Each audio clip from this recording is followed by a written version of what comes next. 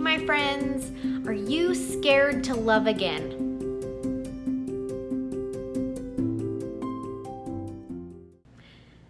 So many people are.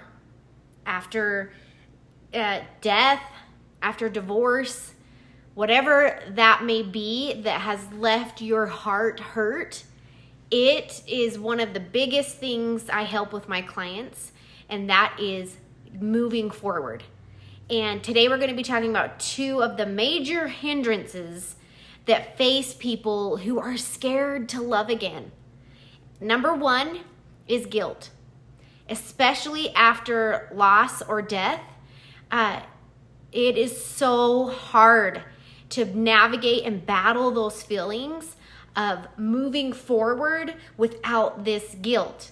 For me, I know after Clint passed away, it was so weird to all of a sudden, I'm not married anymore, I'm single. And it to my heart, that didn't matter, the status of whether he was alive or whether he wasn't. To my heart, it was still his, and it still is to this day in part. But that navigating that guilt has been one of the most rewarding things to be able to then in turn help others navigate the guilt that they experience as they're moving forward. And I don't like moving on, and I have another YouTube video on that. You don't move on. You'll never move on. You just move forward. And to move forward after, most specifically, the death of a spouse. And what has continually propelled me that now I use in my curriculum when I teach and when I help clients is step one, and I'm going to share that with you today, is using a role reversal. Ask yourself, what would you want had you been the one that passed away? And as you sit there and you think about that and you marinate with that, would you want your loved one to be sitting at home crying, miserable, distraught, turning down invitations to go out with friends, family? No, you wouldn't, right? You would want them to move forward, keep your memory alive in a sacred place in your heart, but you would want them to find joy and to find happiness, right? That thought can propel you past that freeze that you experience and that you feel when it's like, oh no, I can't do this. I have so much guilt. You need to let that guilt go, and you need to give yourself grace, and you need to visualize that role reversal and think, what would you tell them? Would you really honestly expect them to never move forward? Would you want them to be alone the rest of their lives, to be miserable and unhappy? No. I know without any shadow of a doubt, had I been the one that passed away, I would want Clint to move forward with happiness and joy and love, especially as having children and being an example to them on moving forward and finding the beauty in life, because we know how precious life is, right? If you have lost somebody, you know that each day and each second is a gift. And so to waste those by being stagnant is a disservice to yourself and a disservice to your loved one that has passed away. Now, I'm not saying you need to jump in and move forward right away. You know, everybody is different. Everybody's timeline is different. Everybody, their grief, their loss is different. And I teach a grief course, and I love to share that's like a fingerprint. Grief is as unique as a fingerprint, you know, so I get it. You know, if you are not in the place where you feel you're ready, that's okay. But if you are experiencing that guilt of moving forward, and it's making you scared and paralyzing any progress, this is the step for you. So again, remember, role reversal. Think about what you would want. Me in particular, Clint dealt with a terminal cancer diagnosis for 4 years. So he brought up a lot, those hard conversations that I did not want to have. You don't even want to envision your life without this person that you love. And then when they're gone, it's infuriating. It's hard. It's inexpressibly, unimaginably difficult for those who've not experienced it. So I feel you. I get you. But I also know I had those hard but yet relevant conversations that Clint forced upon me, when he was terminal, that he did want me to move forward. He did want me to be happy. On the flip side, I've dealt with clients who their spouse or their partner that they've lost didn't want them to move forward, didn't want them to find love again.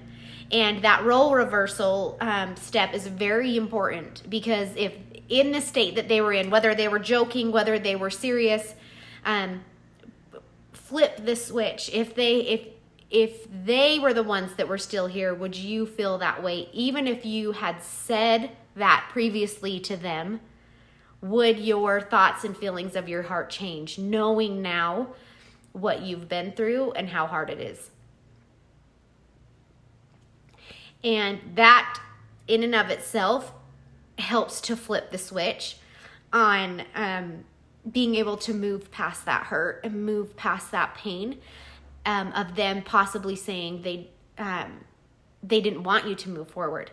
Because really, I envision them in such a good, healthy mental space and place after they've passed, that now you can visualize them now being in that good place and space that they can then tell you, you know what, I want you to be happy. They can give you their blessing because they're in a place where they can mentally and with their spirit and their heart. So you can visualize that. So if they'd said something to the contrary of that, visualize where they are now and how they would be responding to you and how they would be different knowing what they know now since they have passed, if that makes sense. So knowing that, when you visualize and you flip the switch, flip the script on if it would have been you that had passed instead, it helps make moving forward easier. It helps alleviate the guilt of moving forward. I mean, even now, look, I'm like wiping my nose here, it's running. I'm got tears in my eyes. I have moved on, and I wouldn't even say I've moved on in maturity. I've moved on in growth. I've moved on in knowledge, but I have not moved on from loving Clint, nor will I ever move on from loving Clint. He is a part of me. He's my kid's dad. He is a piece of me that I honor and treasure and that I love, but I have moved forward in love. I got remarried. We eloped, which I told you about if you watched that special episode. It's been 3 weeks, I think, tomorrow. Anyway, but I can love my new spouse because I know how to love. And I know how to love because I had such an amazing relationship with Clint. And so you can visualize your capacity to love is so great. And in my grief course that I put on, it is, moving forward and having that love. It's like, no, I can't. I can never love anybody again. I love them so much. And, I'm frozen and I can't move forward. And, you hear and you run in your mind, which I have too, all of those things. But you need to visualize, if you have a baby and then you have another baby, are you not going to love the second baby as much as you love the first baby? And it's like, of course not. Of course not. I would love them. I love them both. And, each subsequent child or niece or nephew, you don't change. I mean, you might have your favorites on some days, let's be honest, but you have such a great capacity to love and trust in that. All right. Step 2, visualize which we talked about. So to get rid of the guilt, flip the script. Step 2 is visualize them wanting you to be happy. So many times in my life and with my clients too, is helping them visualize that lost spouse, that lost husband, that lost partner in a good, healthy space that is cheering for you. They are in your cheering section. And when I feel that, it's able to buoy me up and help propel me to be better, do better, have more joy. Most specifically, I've ran when Clint was sick, I ran a couple marathons I hated to run, but he was my motivation. I could run for Clint because he couldn't. And now having him be passed, I visualize him when I go to do anything hard, most specifically emotionally, mentally, but also physically, still when working out. I love to ride my bike, and it's like, okay, what's at the top of this hill? And I visualize him at the top of the hill cheering me on and telling me I can do it. And that is what you have to remember. So number 1, to let go of the guilt, is flip the script. How would you want them to move forward with joy and love? That will help alleviate guilt. Number 2, visualize them cheering for you. Visualize them wanting your happiness and relishing and so happy in the fact when you have your successes. They're there for you, just as in the hard, tender moments. They're also cheering you on. And I also, life is a marathon. Life is hard. I get it. And imagine your deceased loved one at the along the sidelines, not just at the finish line. Woo. Sorry, excuse me. But you think death, you only see them after.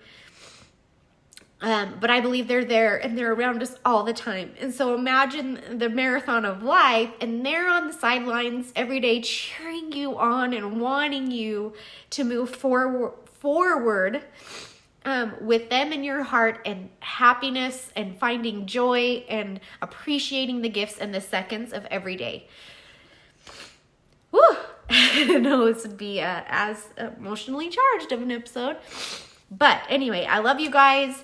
If you are finding that you're experiencing that guilt and having that hard time, you can check out my website, KamilleBauer.com, and schedule a discovery call with me.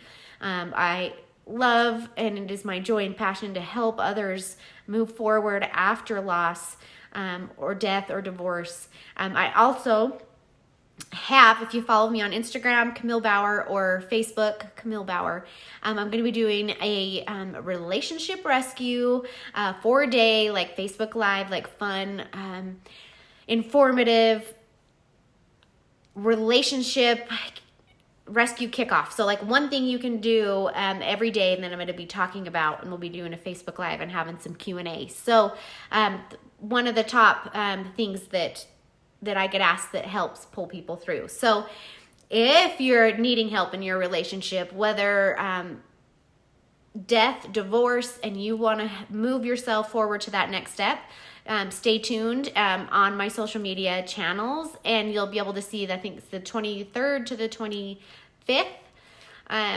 in August. I'm going to be doing that, me and my team. So anyway, I love you guys, and I'm here for you. I'm cheering for you too, and we'll be talking to you next week.